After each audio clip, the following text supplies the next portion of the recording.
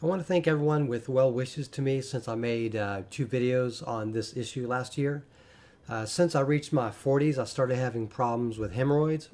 And 1 year ago, I developed 3 really bad ones, which flared up in late November. And I was forced to have a hemorrhoidectomy to have 3 of these external ones removed the following month in December. So I ended up creating 2 videos to talk about this. And I'm going to link to both of those in the description below. But in this video, I'm just going to give an update on the last year as my recovery has gone, as well as answer the questions that I've been asked about in those 2 videos that I didn't touch on there. So I just want to mention the first video was an explanation of what I just went through, including the surgery. And that was really about 5 days after that occurred. And then the second video was filled with tips and tricks on dealing with a hemorrhoidectomy once I'd gone through it and experienced more and learned through a little bit of trial and effort what to do and what not to do. And anything I don't cover in this video is likely going to be covered in those 2, because I'm specifically trying to avoid repeating everything that I said in those previous 2. So if anything that I miss here, watch those 2 previous videos and you'll see everything that I have to offer on this. And if there's anything still you might have questions on that's not covered in these 3 videos, you're welcome to please respond below in any of them or this one. So as far as my update for the in that first video, it was 5 days after the surgery, and you'll notice that I was standing in it, and the reason why was because I couldn't really sit for a prolonged amount of time just that shortly after the surgery. Sitting creates pressure. We sit at work, at home, in the car, or on a motorcycle, on the bus, in a train or on a plane. So you also sit at home working in the gym. So it's obviously something we do a lot. And if you've gone through this process of having hemorrhoids and the hemorrhoidectomy, you probably understand this better than anyone else. And in my second video, I sort of touched on a lot of the things that I'd learned in that time. And anyway, so to this video, I want to talk more about the months that happened after that surgery. So I didn't really have any complications after about a month onward. Only in that first month did I really have any. And since then, it's been smooth sailing. I haven't had any more recurrences of new external hemorrhoids. As far as I can tell, any internal hemorrhoids that I may have not gotten worse. So I am now, 1 year later, essentially back to normal. But for me, at least, this was something that I started to recover from relatively easily, despite having at least one strangulated hemorrhoid, and the other 2 were stage 4, i.e. external hemorrhoids that couldn't be pushed back in. And keep in mind, the normal type of experience that I'm having now is a type of normal that I haven't had in years. I'm almost 50, and it was in my 40s where I started having this problem. Therefore, I had to adjust over and over and stand up more often and walk around more often in the last couple of years. And then, of course, I had that major injury, whatever it was, after playing disc golf. I suddenly had that a flare-up that wouldn't go away. And so that was like going over the hill. And ever since then, I've been back to a normal I never thought I'd experience again. I was used to the idea of having hemorrhoids and just dealing with it, but I didn't realize that it would get to a point where it would get really bad and I'd have to have surgery for it. So if you're in that point of life where you're experiencing hemorrhoids and it's getting worse, I would say having surgery sooner rather than later may be the way to go, or look at other sort of non-surgical methods to deal with up to the point where it gets too late and you have to do surgery. So with that said, I want to give advice that I didn't cover in those 2 previous videos. This is stuff that I know, having watched those recently. So be sure to see a specialist before and after the surgery if he doesn't indeed recommend a surgery. You don't want to just go to the hospital once this sort of injury occurs and then have it deal with there. For one thing, the emergency care is more costly, and for another thing, you're going to end up needing to see a specialist afterwards, and they'll probably recommend one to you. But in my opinion, it's better to see one before rather than after. Even if it's not to the point where it needs to be dealt with surgical matters, they may give advice on what to deal with before surgery is needed, or they may help you plan out the surgical process months down the line. You can start saving up for it. You can work with them on payment methods, so on and so forth. So in my opinion, no supplements are needed either before or after, except for something like stool softeners. But I've had several people reply in the comments in one or both of the threads that turmeric is something you should consider, and that some of them say that that helped them, but I can't personally speak to that, but I wanted to pass that along in this video. Do your research and see if turmeric is something that you're willing to add into your diet or drinks or whatever as a supplement. Given the reviews I've seen, it does seem to to help, or it doesn't seem to hurt at least. So either case, that's good. So look that up. The period after the surgery, in my opinion, is the most important for avoiding bad foods that'll cause constipation. You may be eating bad foods beforehand, but it's nothing like that immediate post-surgery period of time where your body is now trying to heal, aggressively heal an area where it's wounded, and your body goes through this dehydration period for whatever reason, and it just sucks the water out of the food that you've consumed that's in your stomach. So you want to avoid lean meats, for example, but in my opinion, you don't want to avoid all meat, but lean meats in particular you want to avoid. Something like a steak, or if there's some sort of like pork chops or whatever where they've cut away all the fat from it, you want to avoid that. You want to avoid gamey meats like wildlife, squirrel or rabbit or goats or whatever. You want to avoid that kind of stuff. You want to avoid poultry, as that's usually pretty lean itself. You want to go with high fat and low protein if you're going to be consuming those macronutrients. You may want to try a ketogenic diet as well, because they focus on high fat and moderate protein. But there's also something called fat bombs, which is very popular in the ketogenic community. And there are recipes for these keto meals. These are like snacks that are very high in fat that you might consider. If you just have to eat, a fat bomb may be the way to go. Also, something like fish liver oil may be something worth considering. This may be qualified as a supplement, but in my experience, that does help and does act as a laxative. Speaking of laxatives, laxatives are something good to take, and you may even try to force the issue with a saltwater flush or even a magnesium citrate flush. So those are things to consider. But the main thing is, do not get dehydrated. Drink plenty of water. It's easier to deal with constipation if you eat only once or twice a day, but you want to avoid it as much as possible. But eat maybe once or twice a day with no snacks. And I would say during that crucial period, right around the time that you're going through surgery or just after surgery, you want to minimize or avoid fiber just in that period of time, because fiber tends to add bulk to the meals, and that's something you don't need if you're trying to pass a fair bit of it through you. If the food is bigger or smaller, in my opinion, it's better to be smaller so that it passes better. Obviously, there's certain types of food that include fiber with it. That is fine. But in my opinion, my personal opinion, having gone through this, I would say avoid fiber during that period of time. And once you've gotten past that hurdle of constipation, you can inject fiber back into your diet as you normally would with the foods that are maybe high in fiber or with fiber supplements. Just take a break in those days leading up to and after the surgery. Fiber does take up a lot of space.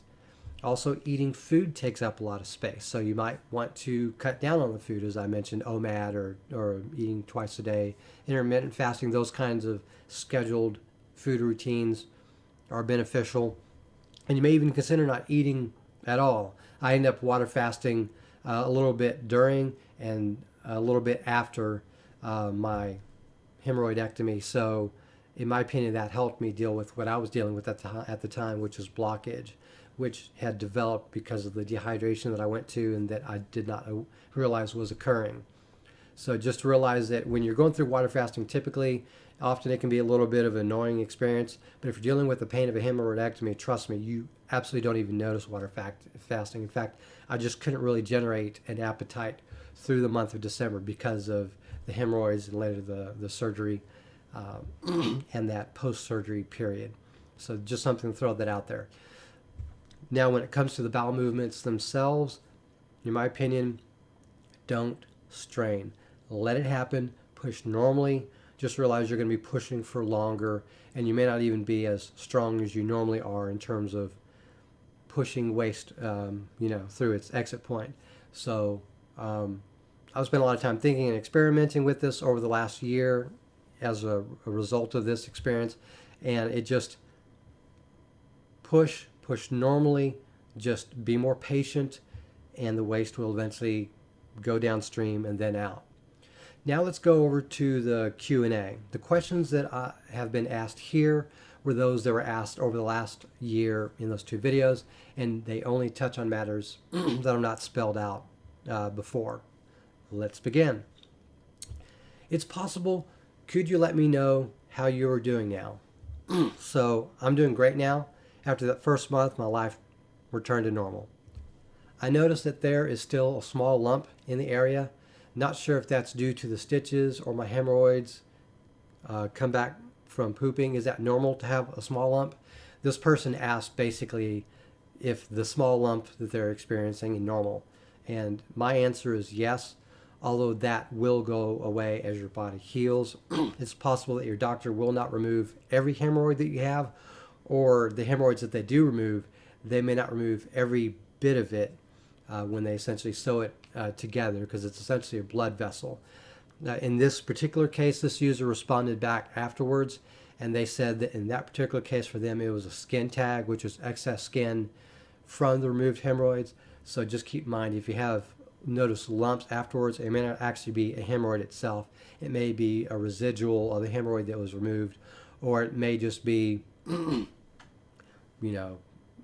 the wound itself. I don't know. It's probably roughly the same thing. So one person asked, was it worth the surgery? And in my opinion, totally worth the surgery. I would do it again should this reoccur, although I would use the tips that I've mentioned in these last 3 videos to make the experience better going forward. What did you have to do afterwards to keep the wound clean? Peroxide, betadine, what else? So for me, I took regular Sitz baths once or even twice a day, and no other cleaning agents were used because I'm basically in what is effectively a tub or in a bowl that's on top of the toilet with salt water in it. And the only thing I used to clean it would be toilet paper for the first couple days or so after the surgery when I tried to have a bowel movement or defecate. I did have Preparation H, but I never used it. I also stopped taking painkillers after the first few days. In other words, I used the painkillers that came with me from the hospital, but I did not purchase extra painkillers. I didn't use aspirin or any of those kind of things. How long does recovery take? So in my opinion, it's going to take a good month or more.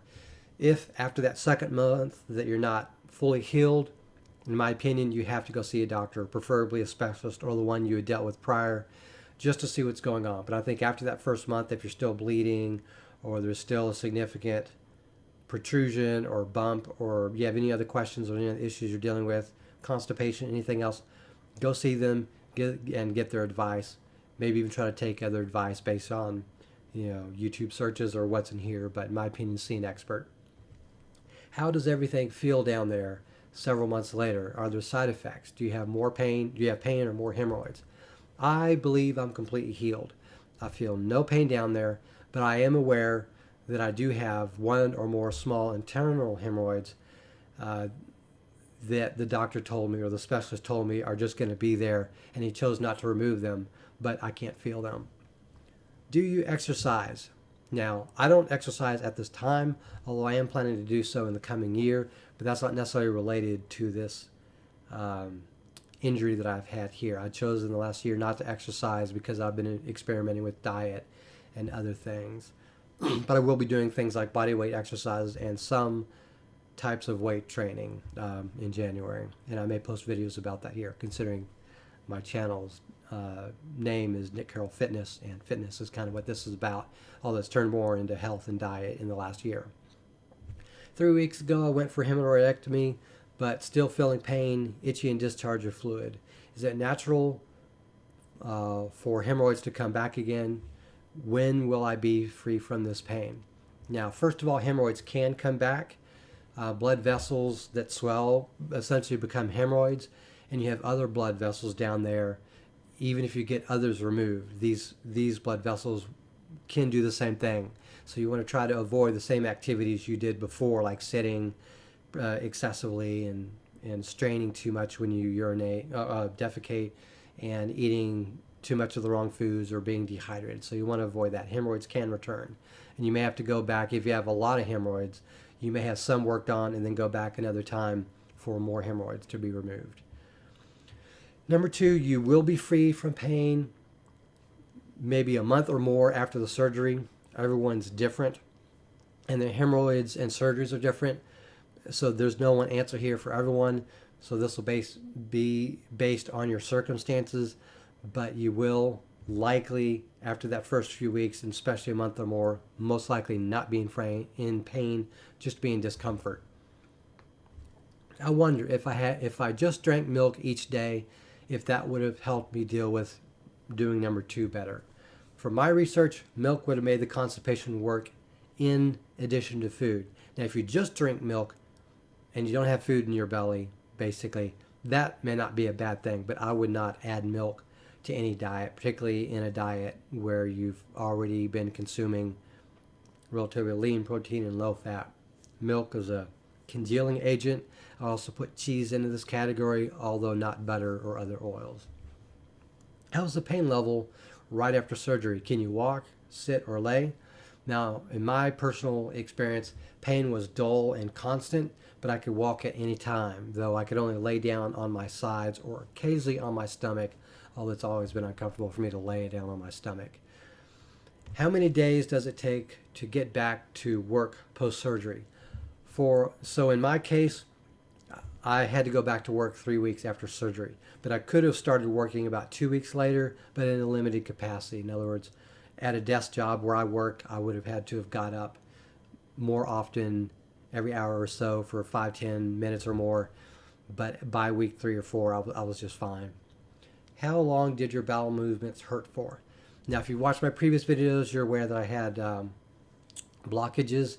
So my very first 2 bowel movements, it took about 3 weeks to occur because of that unique issue. And they were extremely painful because I had really severe constipation, and the stool that I did have was essentially all clumped together in large masses. So I had to push them hard to get them out and essentially destroy them as they pass, break them down. And you can get more details in the other videos.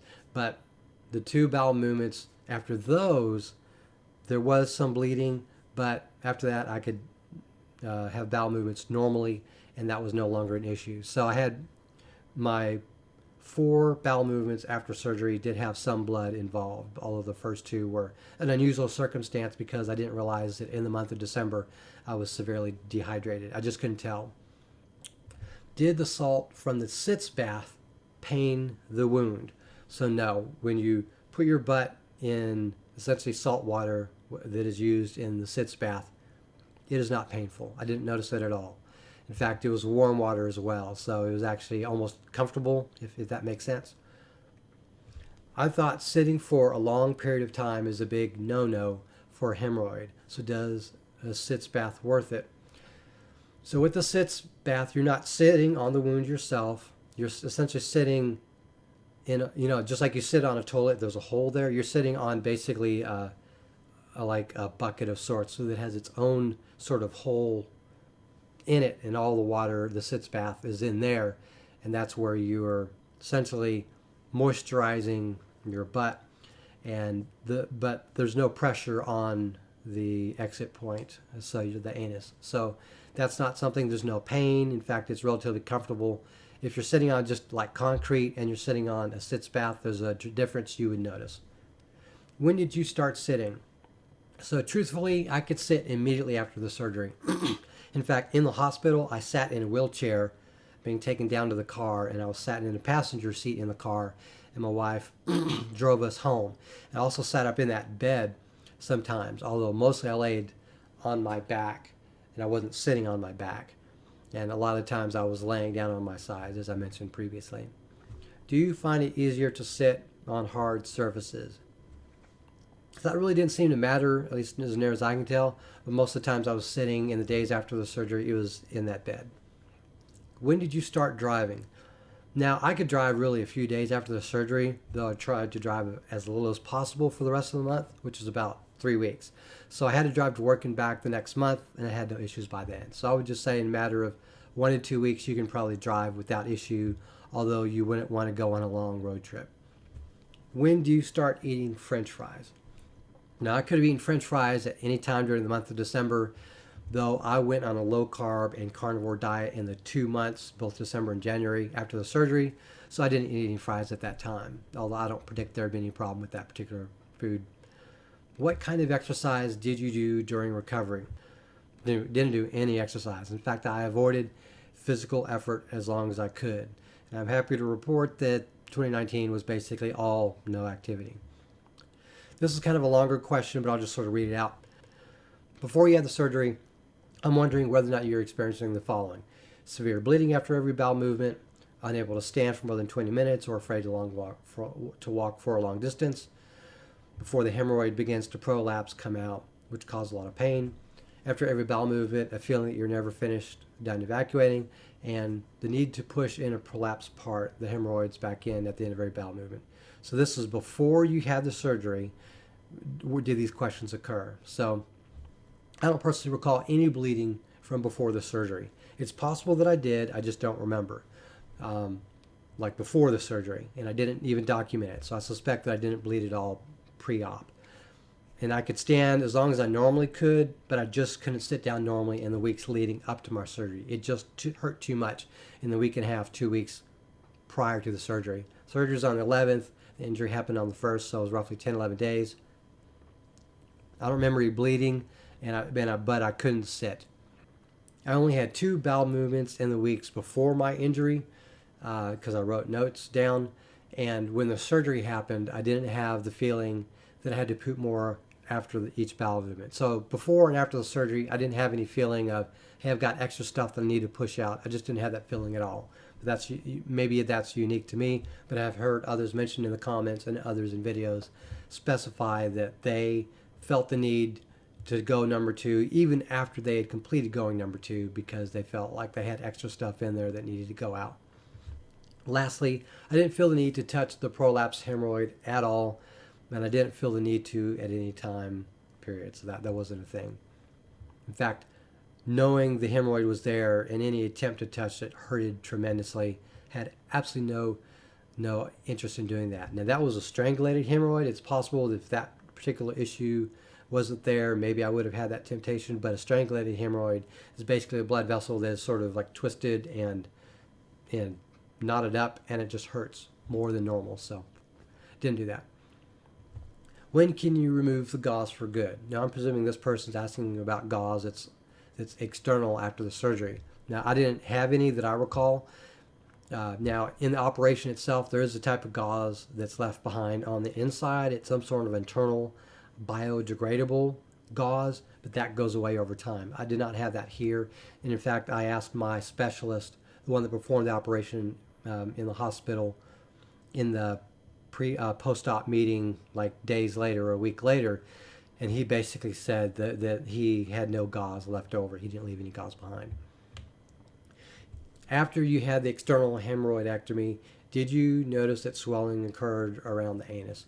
Now, I didn't notice swelling at all, but to be fair, I did not look. But I couldn't feel any extra swelling per se, only a dull pain over time that subsided or went away on its own. So that's basically it. That's the video. I wanted to talk about all the things that I included in this video.